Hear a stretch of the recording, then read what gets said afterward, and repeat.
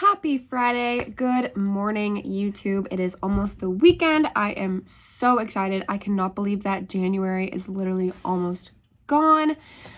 So today is just going to be a quick little video. To be honest, didn't really know what to do for my video today. So we're just going to kind of go over some of the day in the life stuff that I do. I'm not going to take you on my day. I'm not that proficient at editing, so I have no idea how I would do that, to be honest.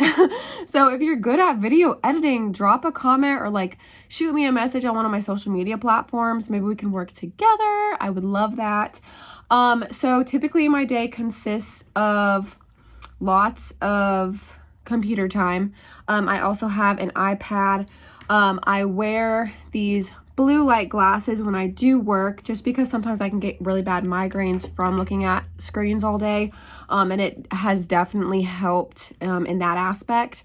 So first thing I do when I wake up is pretty much I check my email, Facebook, Instagram, just make sure everything is running smoothly, make sure that I didn't miss any messages on my clients' pages or my pages from the last 24 hours.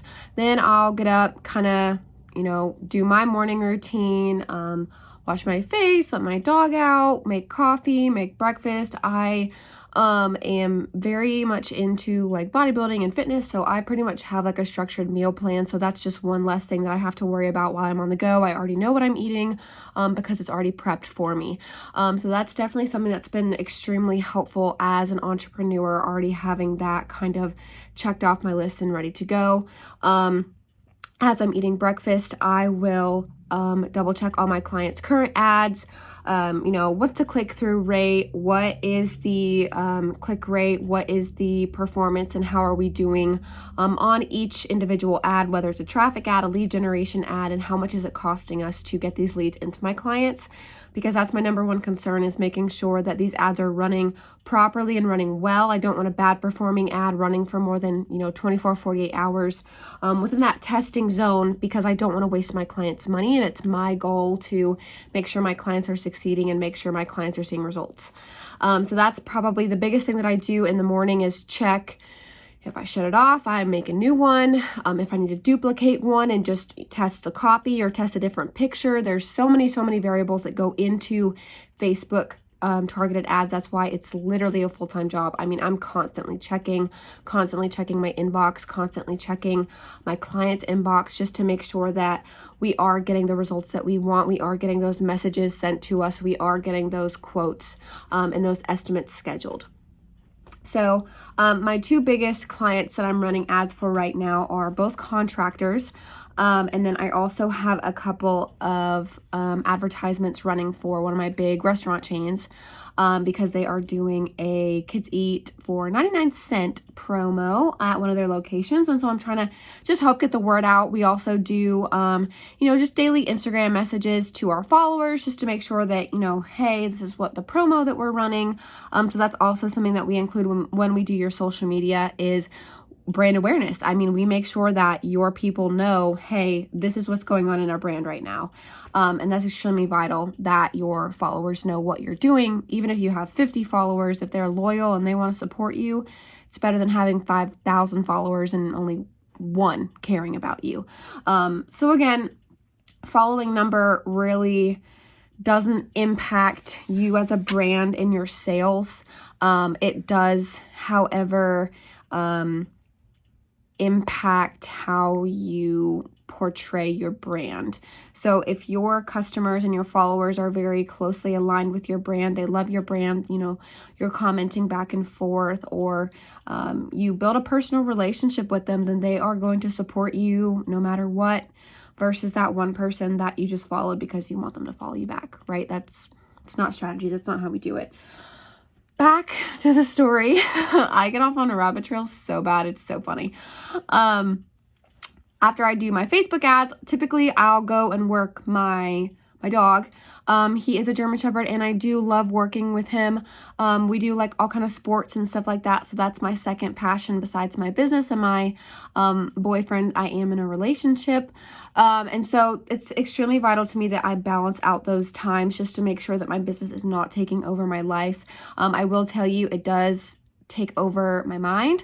I do think about it constantly, but again, that's just something that entrepreneurs have. It's that drive that keeps you going. And it's not a bad thing. You just have to learn how to balance it out with your everyday life. So I'll work him. I'll come back, do some more work. I do email marketing. I also do prospecting for my own business. So I follow up with my personal leads. I follow up with any kind of message that I was sent via Instagram, LinkedIn, Facebook, anything like that. I also make sure that I check in with my employee just to make sure that my social media is going well for my clients. He manages all the social media for my clients. So I pretty much just focus on my administrative part of things, as well as the Facebook advertising and making sure that the leads are going properly and smoothly and they're converting with my clients. I'm trying to think. After that, I mean, I pretty much just swap between working for an hour to 2 hours at a time, whether I have a Zoom call or if it's just sitting down and really hammering out emails. And then I work with my dog. And then if my boyfriend is home, you know, we'll go do some kind of activity or work out together. I typically work out, I'd say like midday. So not super late, not super early. I hate waking up at 5 a.m. So I will not. I can tell you right now, just because you don't wake up at 5 a.m. in the morning does not mean you're going to be less successful than those who do. I would rather stay up until 10, 11 o'clock at night, get my work done then, and then be able to sleep in the morning because my brain does not function at 5 a.m. in the morning. But that's pretty much my day-to-day schedule. I will show you my whiteboard over here. It's gigantic. I have no idea where I'm going to hang it, but that pretty much keeps me in line every single day with my monthly goals, my weekly goals, and my quarterly goals. My coach, Jay Lopez, actually has probably like 5 of them. I'm not there yet, but I'm getting there.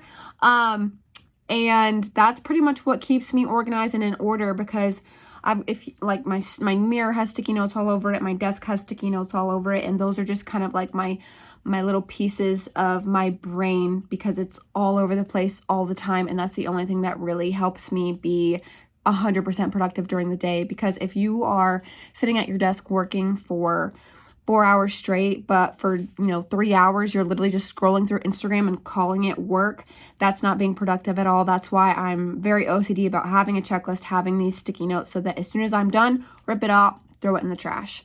And that's how my brain operates, and that's how I've been able to be successful with my agency. So I hope that was entertaining. If nothing else, you got to see kind of how I structure my day and how I go through things, making sure that I'm productive, but also balancing in the things that I love to do, like work out and work with my dog and just be with my family. And I hope that helps and motivates you to do what works for you and your agency. Have a great weekend.